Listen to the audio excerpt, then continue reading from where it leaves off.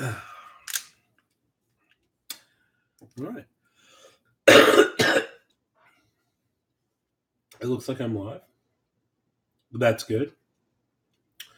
Feeling a little under the weather today, but yeah, I figured I'd do this.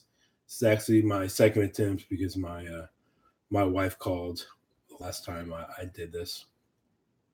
So yeah, I'm going to talk about a comic book retailer named NewKadia. They are one of the larger ones in the United States. They're out of Pennsylvania.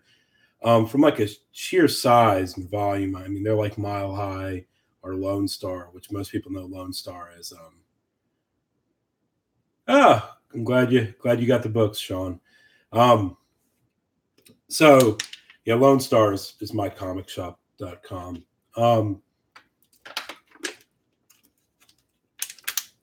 So I don't think they sell new books. Hey, Joker 68, Matilda. Yep, I'm back. So yeah, so this is going to be a review of NewKadia. I have ordered from them 9 times in the last 6 months.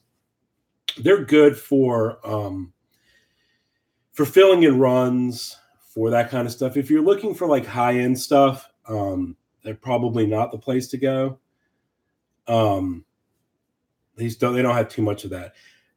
What the guy does, Jim Drucker is his name, is he goes out and he buys overflow from everybody, mostly from dealers and whatnot. And so, yeah, like, if you're looking to fill in issues for here and there, they're great. The prices are also competitive, and now this may not be a big deal to anyone else, but they're out of Norristown, Pennsylvania, which is where my... Oh, okay. Thanks, Joker. But like I said before, you don't feel free to not do it. I'm not super worried about it. If there's other people you can talk about, it's probably better than talking about me. But anyway, so like NewKadia is out of Norristown, Pennsylvania. That's where my in-laws live. That's where my wife grew up. And it's sort of like supporting a local business when you're supporting them, and at least in my mind, whether or not that's actually true.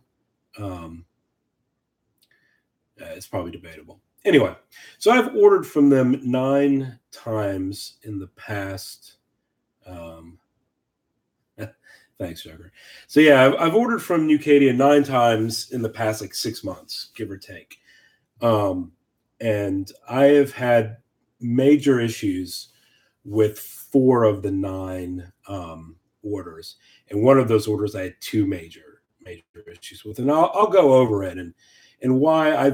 I finally sent Jim, again the owner, an email just saying, look, I'm just done. I really wanted to support your business, but I just can't. I can't do it anymore. So let's talk about the first incident. Okay, so Amazing Spider-Man #9. I purchased that along with a lot of other books. This is not volume 1. It's the volume that came out in 2015. And I was sent the wrong Amazing Spider-Man #9. Yeah, that doesn't surprise me at all, Joker. So, that's not a big deal. I mean, people make mistakes, and they have a lot of books to go over, even though they supposedly have a fairly large staff, or so it appears that they do. But so I emailed Jim, and I just happened to be in Norristown, so again, where the company's located, and I offered to just essentially come by, drop the comic off, and yes, they're, and I'll get to that. They're really good about giving refunds. And I offered to, just drop the book by and, get the correct book. And at first I got a lot of, mild static, I suppose, about whether or not I was correct and that I got the wrong book. And after a couple of screenshots and a couple of links, here and there to prove that I'd gotten the wrong one. They agreed to send me out a new one. And they did. And it took about 3.5 weeks for me to get it. And then they let me keep the other Amazing Spider-Man #9, which I guess was nice. I mean, honestly, I really didn't care. And I was offering to bring it back to them. I'm sure it wasn't worth the money that they were going to have to pay for me to ship it back to them. So they just let me keep it. So that's the first issue. And, you know, not that big of a deal. It's kind of annoying. But, yeah, just it is what it is. So the second order that I had where they screwed up was it involved Flash number 193. So Flash number 193 from Volume 1. That's the one with Captain Cold. Captain Cold on the cover with a picture of the Flash, and it says censored across it. And I bought it. Boris the Bear number 6, which is the first published artwork of by Rob Liefeld in comics. So here, if I ask that question, what is the first published artwork in comics of Rob Liefeld? It's Boris the Bear. And so he has a pinup in one of them. And then I bought one other book. Oh, and then I bought the Avengers book, and I'm drawing a blank on the number, but it's the one where Hawkeye has Ant-Man and is, you know, Ant-Man's kind of is the arrow. And so I get the shipment from them, and there's Boris the Bear in it and nothing else. But it clicks off on eBay as if I had received all three. So they have their own website, but they sell a lot of stuff on eBay. And so I'm like, why? You know, I didn't get these. And I emailed Jim, and I was like, hey, you know, this is the situation. I'm sure that, you know, they just got split up into 2 shipments for some reason. And, you know, that was the issue. So, you know, I'll receive it. I'll receive the other 2 books tomorrow or the next day or whatever. And, you know, well, no, that wasn't the case. So I'm talking to him, and finally, you know, he's trying to figure out what's going on, and he agrees to ship out the 2 books that I didn't receive. So the Avengers and the Flash book. Now, mind you, the Flash book I bought for way under what it actually goes for. I didn't take advantage of them. I just, you know, it was eBay. So they had it up there. They put it the wrong price on it. I bid for it. And come to find out, when they look for the Flash book, they can't find it. So they send me the Avengers book. And so I got Boris and the Avengers. And where that creates a problem for me is twofold. I mean, yeah, again, mistakes happen and whatever, but it definitely does have the appearance of,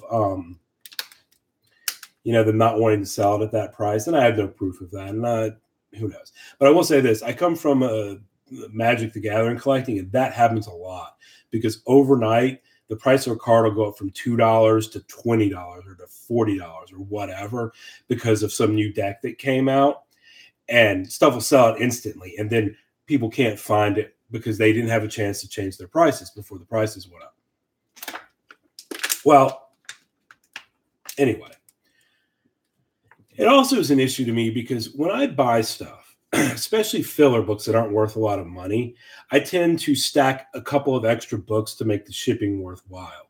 So, you know, if the shipping is like a flat $5 for a book, but then $0.25 for each one more, I'll buy 5 or 6 books to make it, to me, worthwhile. So when some of those books don't come, but I get the refund for the book plus the quarter, you know, the edition that costs shipping, that bothers me because it gets to the point where I wouldn't have necessarily put the order in.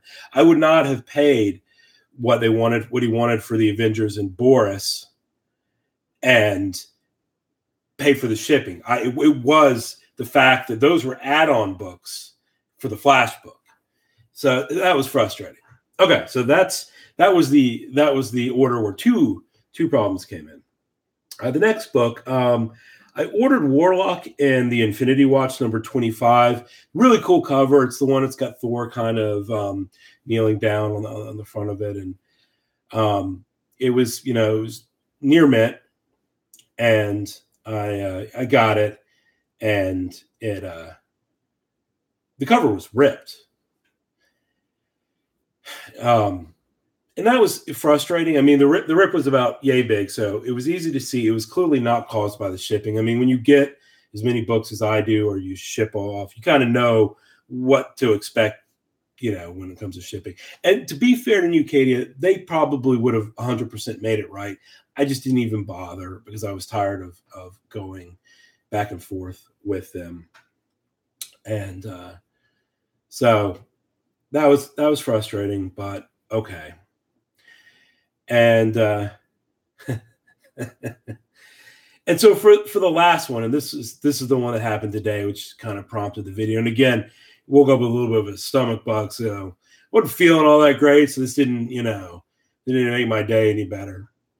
I'm all right, but I'm a wimp when it comes to stomach stuff.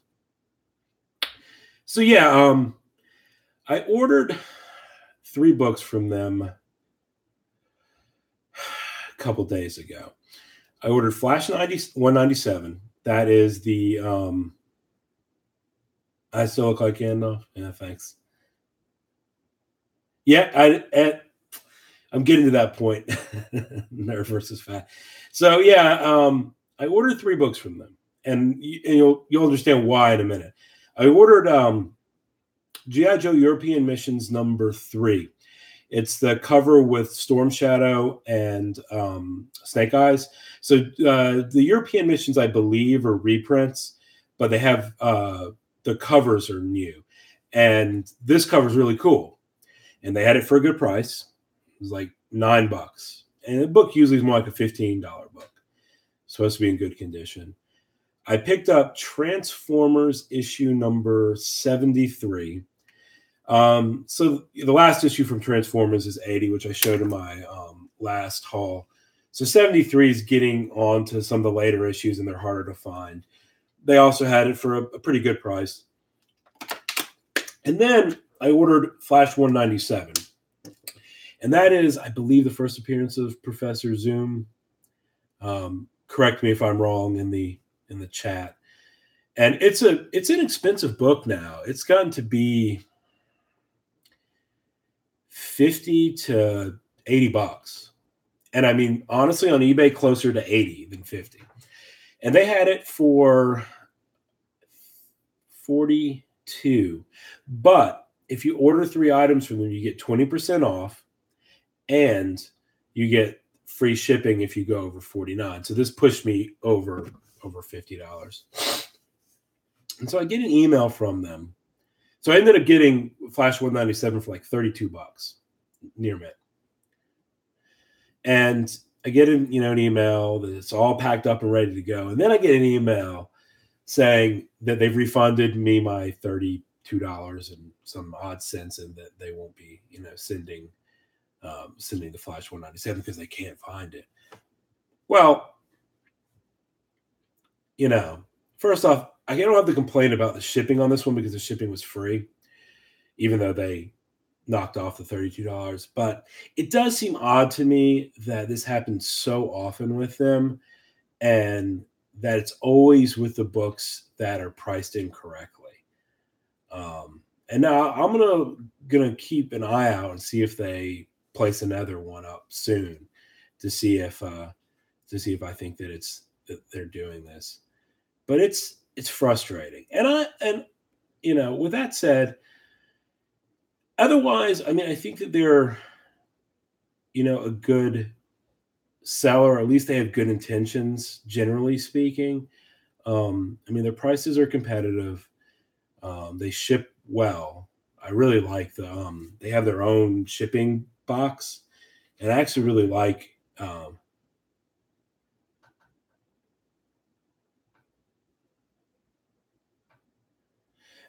sorry, I was reading the chat. So I mean, there's a lot of good things about them, and I'm not telling anyone not to shop there. So I emailed Jim, and I was just like, here's the email from PayPal, and here's a little blurb that you put in there. I got this, and kind of went over all of the issues that I've had in the past, and with buying from them. And I mean, it's essentially a 50% rate of them majorly screwing up. And I just told him I was disappointed, and told him that I really like buying from them, and for the reasons that I've stated. But I'm just going in the future, I'm going to do my best not to. And the reason why I say I'm going to do my best not to buy from them, and I'm not saying I'm not going to, is look, every once in a while, I found some really good deals from them, like really good ones. And I'm not going to pass those up. I'll roll the dice because I'm not worried about losing my money. I'm not worried about, getting screwed over really badly. It's just, man, I mean, it's like for a business that is as large as they are, it's unprofessional. They have like the professionalism of some kid in their basement that just found random books and doesn't know the difference between very good and very fine and near mint. Like they do a terrible job grading. They lose books all the time. They always seem to lose the expensive books. They don't ship everything out. They ship the wrong books out. I mean, it's ridiculous. And, like I said, so, man, if you go out there and you want to use them, I totally recommend it. I mean, you may not have any problems with them, but it just seems insane that I've had as many problems with them. And usually over eBay, a lot of times the problems are actually with the postal service. Or at least they're a combination. Like it's not packed really great, and then the postal service like destroys it. And so then, you can say, okay, well, you can spread the blame out a little bit, or you can say these people aren't, good sellers or whatever. Yeah, maybe it is a number. They have a warehouse. Yeah, but all of these problems are 100% on them. Like they're the ones who screwed. They tried to blame eBay on one of them about how eBay split the orders up or something, and I didn't really understand what they were talking about. Maybe they're correct. Didn't split the orders up on my side, and then that didn't change the fact that they then lost the book or couldn't find it. So anyway, that's all I really have. I've been droning on for a while.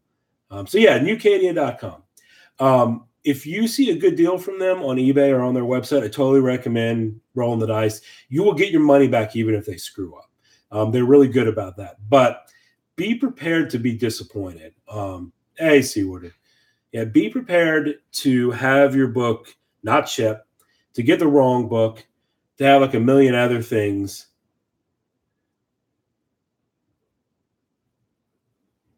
Yeah, I agree, Joker. And here's the thing too. To me, honesty goes a long way. So I think I never like when people say, I'm a good person, but I think I'm an okay person, and I try to be understanding about things. And if it's one of those situations where it's like, hey, we just mispriced this, then that's totally cool. I understand, and I don't have to have the book. I don't want to take advantage. Hey, Silver Age Dave. Yeah, so I don't, I don't have to. I don't have to have it. Just be honest. But like I said, NewKadia, man, they got some good deals. Roll the dice with them, no problems. But be prepared to be disappointed. Like I said, for me, it's a 50% essentially hit rate out of a fairly large number of orders for any particular eBay seller, and they suck sometimes. But anyway, so that was all I had. 20 minutes of me complaining about NewKadia. Probably doing a bad job of it. Anyone have anything else that they want to talk about? That's too much drama to deal with for a comic book. I don't know, man. I depending on the comic book, Sean, I would deal with a lot of drama. Sometimes I think I run the risk of dealing with a lot of drama with my wife when I buy some of the books that I do. Luckily, she's pretty understanding and about it. As long as I put back the money that I'm supposed to put back each month, then and pay the bills. Obviously, we're good.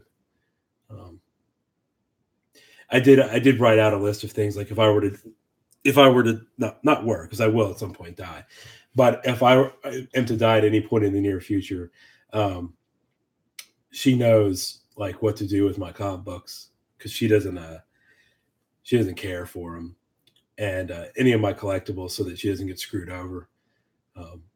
So there's a list of instructions for her to follow and for people to call.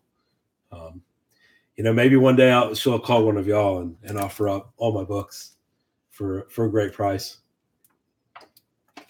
Hopefully I won't have died, or she won't be really angry at me. So yeah, I just want your Star Wars, guys. Okay. Well, yeah, I do have some Star Wars figures. And I know, Joker, I said I was going to make a video on it, and I haven't. I've been super lazy / busy / how big is which collection? My Star Wars collection or my comic book collection? I assume you're talking about comic books. From a volume standpoint, I don't have. I used to have 7 long boxes. This was before I got back into collecting a couple years ago, and I went through them and pulled out the books that had value, which took forever. It was terrible. That's why I label everything. If you ever wonder why I label, it's because of going through all of that.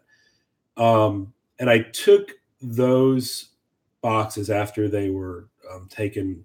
I took, like the really valuable books out of it, like the NYX #3. And I took it and I gave them to one of the military hospitals. So I live in the DC. I live in Maryland, but in the DC metro area. And so there's a large number of military installments and things like that. And so I gave my books to them. So my number of comic books is actually not that large. I mean, I probably at any given moment have about 3,000 to 3,500.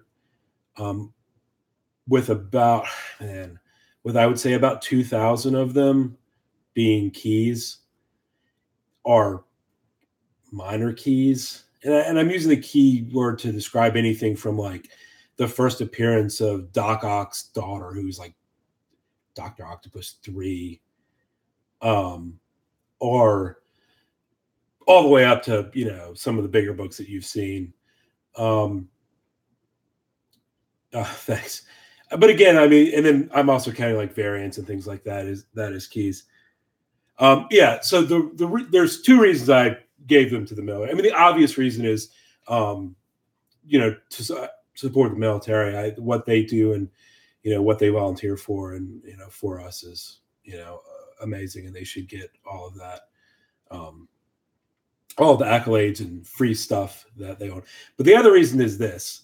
So I consider giving them to, like a middle school or high school, but there were titles in there that I would worry were inappropriate. And by that, I don't mean like nudie stuff or anything like that, but like Vertigo titles where, there's a lot of language, adult situations. And I didn't want to give those books to like one of my friends who's a teacher and then have them get in trouble when a parent catches, their child reading Black Hole, which is a book that I hope some of y'all are familiar with, but may not be. So that was the other reason. It was just easier that way. You don't have to worry about. Well, I mean, don't get me wrong. I have some. I mean, I did show Sally Forth #8 the other day, and I didn't realize, I had no clue how inappropriate that book was until I opened it. So yeah. So that's, I mean, that is the long answer to my collection. It usually ranges somewhere between about 2,000 and 3,500. I buy new comics every week. I mean, I show them randomly. I don't buy a ton of them. The thing is, I read comic books, but I read them on Comixology. Though I work from home a decent amount, hence why I can be here doing this. Although today I ended up taking a sick day because I didn't feel good. But my office is actually in DC, and it's about an hour and 15-minute commute. So, I mean, I'm not going to throw a bunch of books into my bag. And our trade paperback. So I usually read on Comixology. The books that I pick up for New Comic Book Day generally fall into two categories: covers that I like, and I also just buy them, honestly, to support the creators who are making them, and then to support my local comic shops. You know, it's rare that you're going to get rich. Yeah, you have over 7,000 Stewart. I don't doubt it. I can see them behind your shoulder in your videos. It's a lot of books. But yeah, I mean, you're not, a lot of the people, it's going to be rare that you get rich off of opening up a comic book shop. And it's one of those things where I think, you know, when you open it up and you're like, let's just say you're in like your 20s or something, and you know, you're living with 2 or 3 roommates, and it all kind of makes sense, and you can make ends meet. 100. Yeah, I honestly, part of me wishes that I could just get down to 100, but I have a really hard time getting rid of stuff. Some of the reasons why I do the giveaways that I do, because I just, like, I'm too lazy to sell them, and you know, it just, like, too many duplicates gets to be a pain. But anyway, so yeah, you know, you're starting to, and then, but as you know, even if you're relatively successful, you're not going to be making a ton of money. So, you know, and you grow older, you know, maybe you meet somebody and you have kids or something else, and your priorities and your money change, and with the demands on your money. So you're no longer splitting rent, you know, 3 or 4 ways. You've got to pay for daycare. You got to do all of these things that are expensive. So, like, you know, I think it's important to support your local comic shops. Because, like I said, a lot of times, hey, Bad Avenger, how you doing? Yeah, like I said, I mean, we just don't. It seems like an amazing job, and one of my really good buddies owns a Magic the Gathering board game shop, and it seems like everyone jokes and says, you know, he's living the dream. And you know, and he struggles. He has 2 kids, both of them. Well, one's graduating from high school, and is going to go into the Coast Guard, I think. But his other son is still in high school, and well, they're both still in high school. I mean, he's about to graduate, and you know, if it wasn't for the fact that, you know, he gets a little bit of assistance from his dad, he couldn't do it. And you know, so like I said, I think it's important to buy those, you know, buy books locally, and that's why that's probably about 1,500 of those 3,500 that I have is me just buying books that I think look cool and trying to help out, you know, the stores. And then every once in a while, you know, I end up buying something like Infidel #1, the Virgin variant, just for S's and giggles. And they option it for a movie, and it's worth like $10. So I'm rich. As I thought when I was a kid, when one of my books went up to like $7 or $8. The Toxic Avenger. Yeah, when Marvel did that. So yeah. Anyway, Infidel has some awesome art. Yeah, did you show the second book yesterday, or am I imagining that? Seawater. You gave me the first to show you. Yeah, so okay, yeah, then yeah, it was you. So yeah, I mean, I think that's probably why I had it stuck in my brain. I didn't buy #2, but I bought #1. You know, the allure of the Image #1s. you got to catch that next Walking Dead.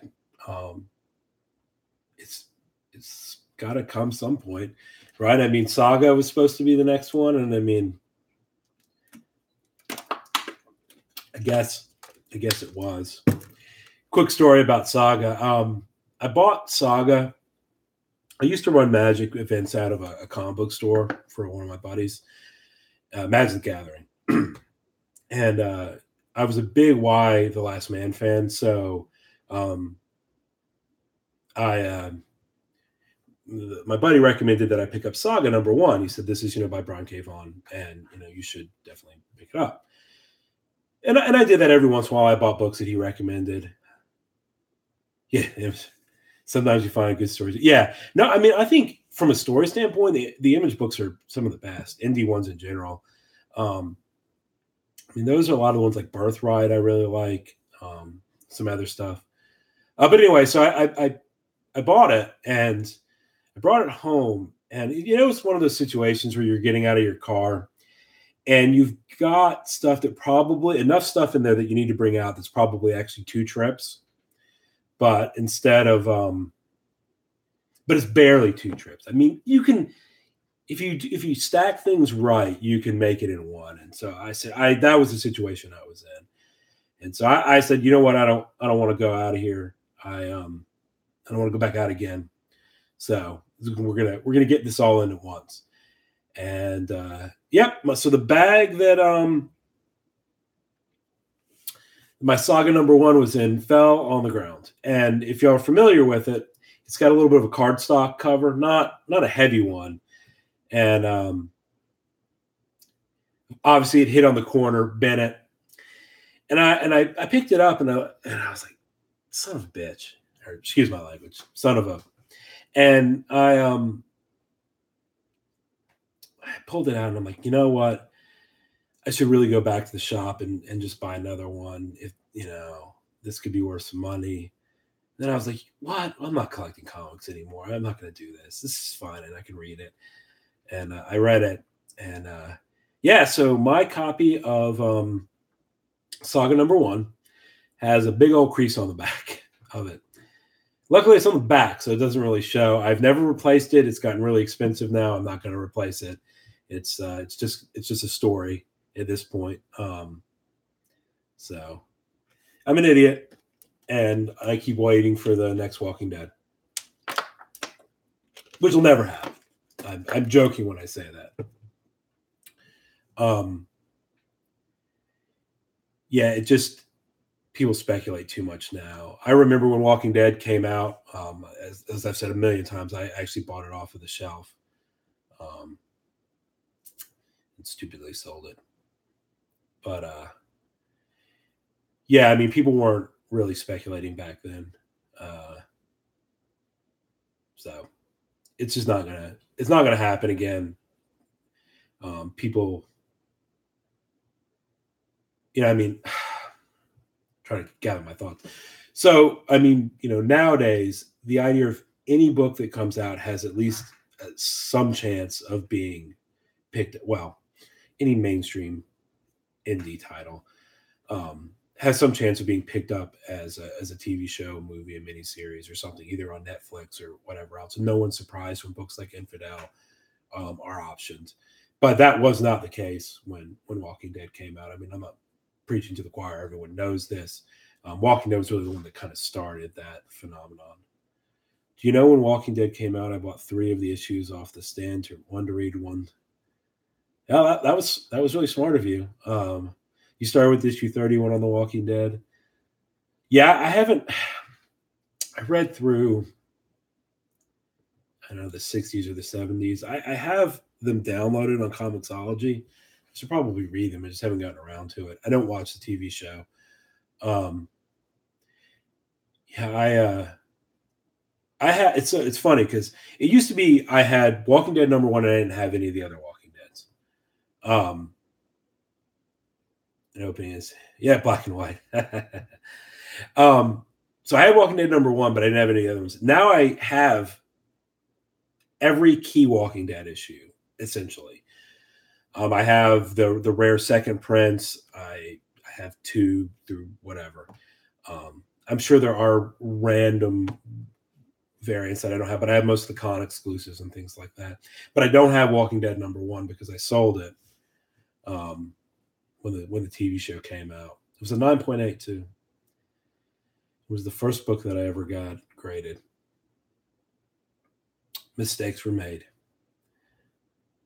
So, yeah, that was Walking Dead. Essentially, JPL. That was right at the end. So when Walking Dead came out, I was finishing up graduate school. And do you have the museum edition? Yeah. I have as real of a museum edition of Walking Dead as exists. And that means I could go. Hold on.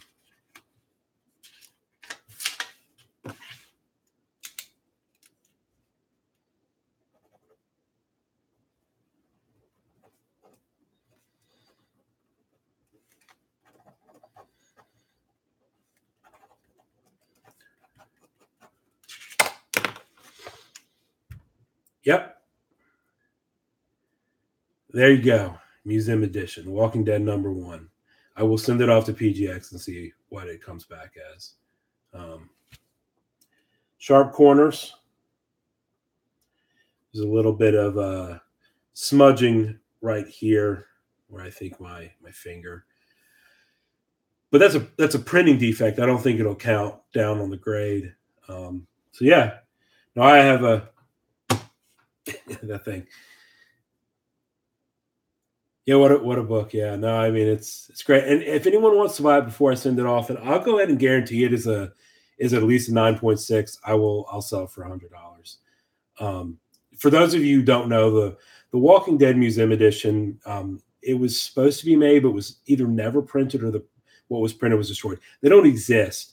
And someone counterfeited them, and PGX, which is one of the terrible grading company, better get that press first. Well, it turns out I actually have a press downstairs. I've never used it.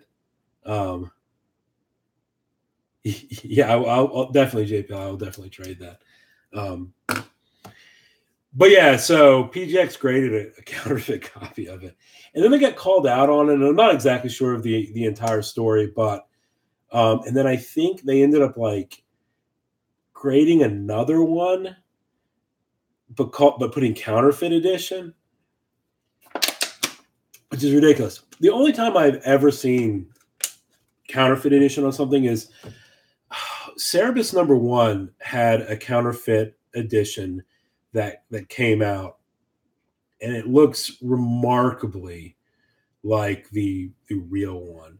So sometimes, and just ahead, if you're ever at like a show, or if you're buying something on eBay, CGC and CBCS, and I'm sure PGX, they'll grade them and they'll write counterfeit edition on it. So be really careful, because the counterfeit editions still actually go for a couple $100.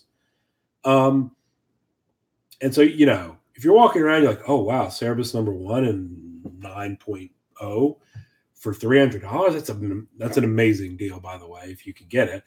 But be careful that it's not the counterfeit edition, because there's a lot of them. They look the same. And like I said, CGC will grade them. But yeah, PGX graded the museum edition. Apparently the guy like photocopied the Walking Dead #1 and then framed it on one of the museum edition things. I don't know. Seems awesome. So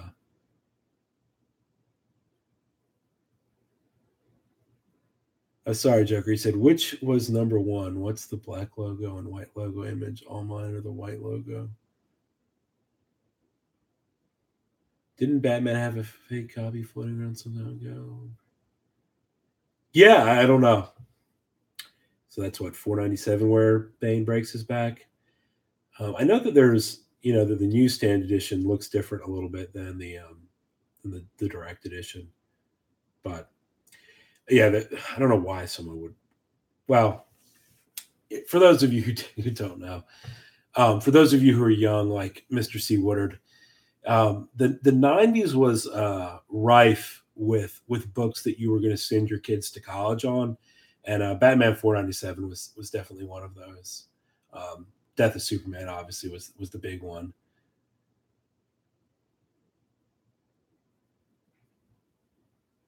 Huh. Wow, Joker, that's awesome. That's really cool. Yeah, so you need to, yes, the FBI came to his house. One time I walked into a sports card, sports memorabilia shop. Not to anyone's surprise, if you'll excuse my dog, I dabble in some sports memorabilia. I mean, I don't sell or anything. I buy ones that I like, Yankees and University of Georgia stuff and things like that. So I don't know what the teddy bear means, Seawater, but I assume that it means it's referencing the teddy bear that you sleep with at night after your parents tuck you in. But yeah, so I was walking into this business, and a guy like walks out as I'm walking in, and so like I'm like kind of looking around to see a dog. Oh yeah, I see. It does. You gotta remember. I mean, look at the gray hair. I'm emojis. I'm not that. I'm not that young. If it's not spelled out, I don't get it. And then like 5 minutes later, these two gentlemen come in, plainclothes Secret Service officers. So again, I live in the suburb of DC, so and they were how old? So yeah, so they start talking to the guy, and I mean, I'm like flabbergasted this is even going on. So I'm doing my best attempt to look at stuff while eavesdropping on what the Secret Service officers are talking about to the guy, and they asked him to pull the bill out, and they're showing it and all of this stuff, and so yeah, it was like a guy had apparently passed a fake $100 bill. But all of this was a training session, and I had no clue. So finally, I'm like so enthralled. I'm just walking over, and I'm obviously eavesdropping, listening to what they're saying, and then in stupid me, I start to interject and like add what I remember about, like, oh, when I was walking in, this is the guy that walked out. That's what he looked like, and finally they had to, oh, you're only 34. I'm not even that much older than you, man. I had such a bad deal with jeans. It's like, why don't I have such gray hair? This sucks. Well, good for you, C. Woodard. I thought you were much, much younger, like 22. Anyway, so yeah, this was like apparently it was like a training thing, and I had no clue. They had to finally say they had to tell me to stop, and that this was just training. And apparently, because I guess in the sports memorabilia market, there is a lot, and potentially in comics too. It's where a lot of people pass fake counterfeit bills. So, like Joker 68's friend in the 80s, or the young boy next door, you know, I had a similar situation, sort of. Although it didn't, the FBI didn't come oh, they came to his house. That wasn't quite as cool as I thought. I thought they came to his lunch. Like, how amazing would it be like if like the FBI raided your elementary school lunchroom?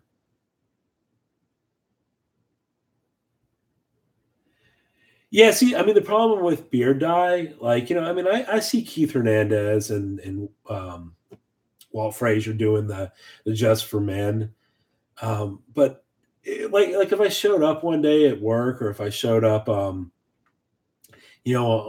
here, and I had this was brown. I mean, I suspect that you would know that I dyed it. It wasn't like, hey, I just woke up this morning and for some reason my hair is no longer gray. It's an amazing thing. It's like, I'm not particularly tall, unfortunately. And it'd be like, one day I walk in and I'm 6 feet tall, and I think people would notice that, like, I was probably wearing like platform shoes or something, because I'm pretty sure. So yeah, no, I agree with Steve Woodard. Enjoy your 20s, 30s. Wow, especially when you're progressing through them quickly like I am. But anyway, it's been 45 minutes. Is there anything else anybody wants to talk about? Um, so I don't think I have any more stupid stories to tell. I mean, I'm sure I have a ton of stupid stories to tell, but I don't want to bore anybody else with them. Um, so yeah, Joker, I will. Have you seen the two new art germ covers? Are there sexy man covers? Yeah, they're called Harlequin romance novels. They have sexy man covers. I don't know if there's any comic book ones. Have you seen the two new art germ covers? Are you talking about the Black Panther one or the Batman one? Because the Batman, yeah, I think I've seen them. I know that the Batman one's coming out. It's really awesome. I really like the Art Germ one that came out, the 1 in 100 variant. Well, I mean, there was also a trade dress, which is the one that I got. Hey, Mr. Gretzky. Okay, yeah, yeah. I think I know what you're talking about. Either if they showed them out the other day, um, speaking of Zombie Tramp, I need my own first copy of Zombie Tramp, like the original one. That thing is worth so much money. I mean, it's like I think it's over $1,000 now. It's insane. I mean, there's like only 50 copies or something. I think his name's Dan Mendoza, right? Yeah, I think he would just bring copies to cons and things, and that's how he sold them. I might be wrong, but if you ever see a copy and you're 100% certain that it's like the first printing, first edition um, of Zombie Tramp #1, even if you're like a little feel weird buying this because buy it if it's a good price because those things are yeah, super expensive. Yes, the new Batgirl cover by Josh Middleton makes me a little bit angry. Um, it's a beautiful cover. Um, do the new John covers Thing and Fire? I have been no, I have not seen. I have not seen those. Yeah. So yeah, for those of you who don't know, the Josh Middleton cover for Batgirl 23 is awesome. And I can't speak for all of the stores, and I know that a lot of them sold it at cover price, but the stores around me jacked them all up to either $15 or $20. And to be fair to them, again, they got to make their money, um, but there's nothing rare about it, nothing. And so, like incentive variants, I think is Dolphin cover. Yeah, have you seen the? It comes out next week. I was looking at Midtown.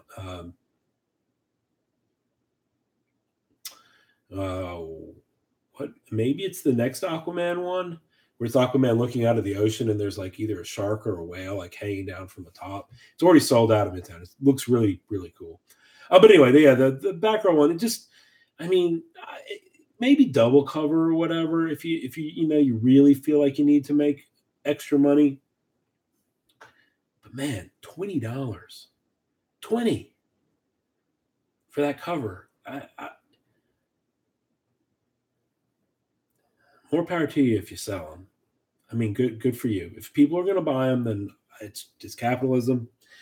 Um, are you talking about the Josh Miller? Yes, yeah, that's what I'm talking about. It frustrates me, um, for whatever reason. But yeah, I mean, it's a great cover. If you can pick it up, you should definitely pick it up. I believe C. Woodard has already said that it's his cover of the year. So yeah, $20 for a new book. And I mean, look, if it's an incentive variant, so like it's a ratio variant, or it's like a one per shop kind of thing. Um, that's understandable. I mean, that's kind of like what it's supposed to be about, but $20 for a book that retails for $3.99 and is, I mean, I'm sure it's rare compared to like whatever the last Avengers book is, or however many Batmans there are.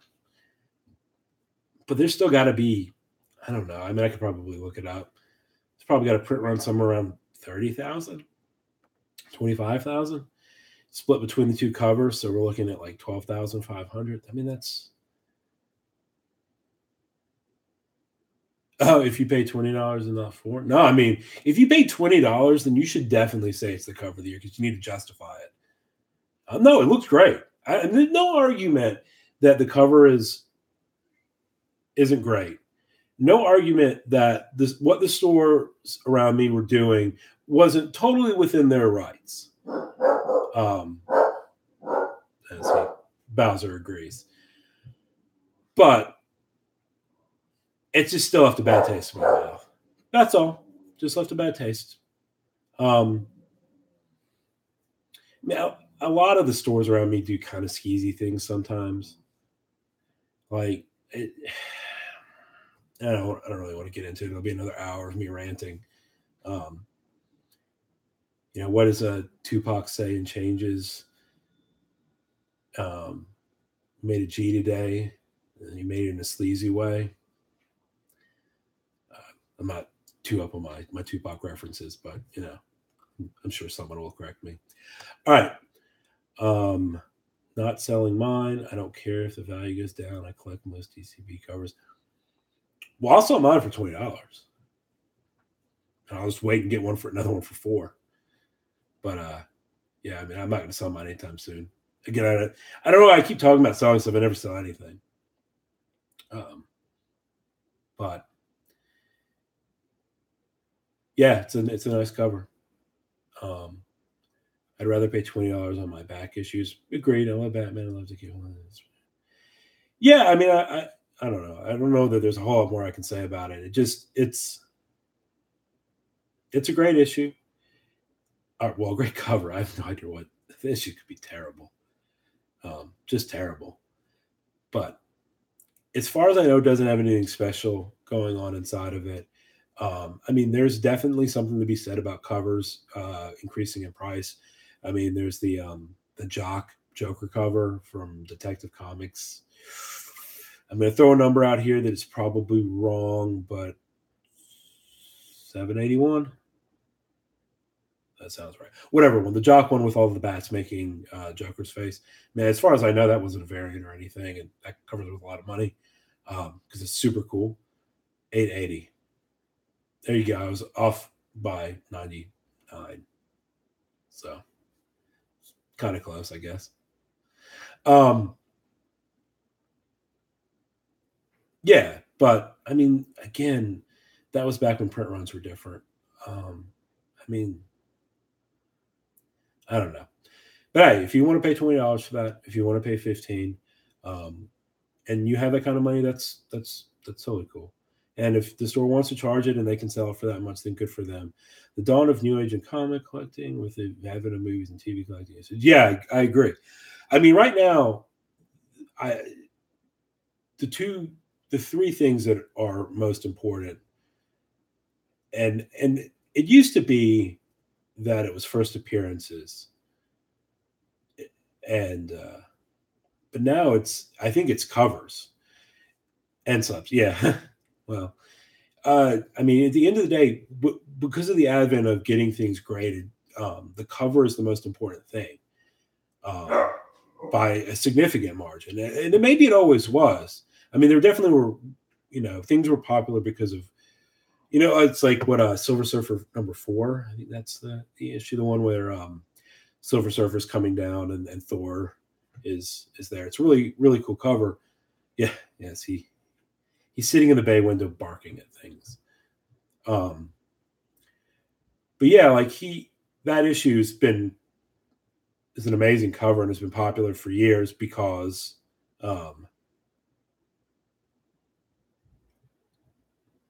yeah. So it's not like it's never, the covers have always been important, but now with everything getting slabbed, I mean, you can't read it unless they develop a slab where you can open it up and like, can you imagine having each page in its like own little slab? It would be a really big book and it'd be really heavy and it's really stupid. But yeah, so like, yeah, TV and, whether or not the book is attached to a television, whether or not the character is attached to a TV or movie, and then like what the cover looks like. I mean, that's all of it. The idea of like collecting in runs just doesn't happen anymore, or rarely. I mean, sure, a lot of us do it.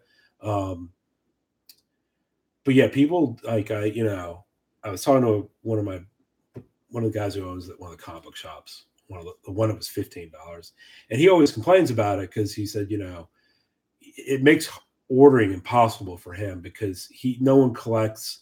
It's very rare, other than like the big titles, that you're just gonna say, I read Batman. So whenever Batman comes out, I want Batman. Now it's, well, I want the Josh Middleton cover for Aquaman, for as long as it's Josh Middleton. But the second that it's not Josh Middleton, I don't want it. And so that's how I'm going to do my pull list. Or Frank Cho for Harley Quinn or whatever. Yeah, I agree. I agree. Well, I mean, you can make the argument that stuff like Marvel Unlimited and Comixology and all of that it's almost eliminated the need for physical comic books.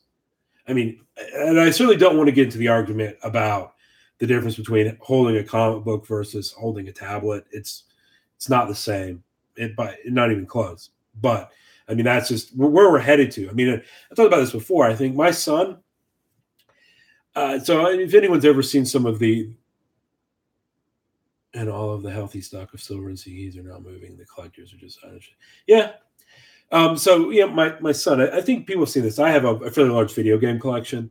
And so, even today, even though I don't buy very many new video games, when I buy them, I buy them, still buy the physical copy of them.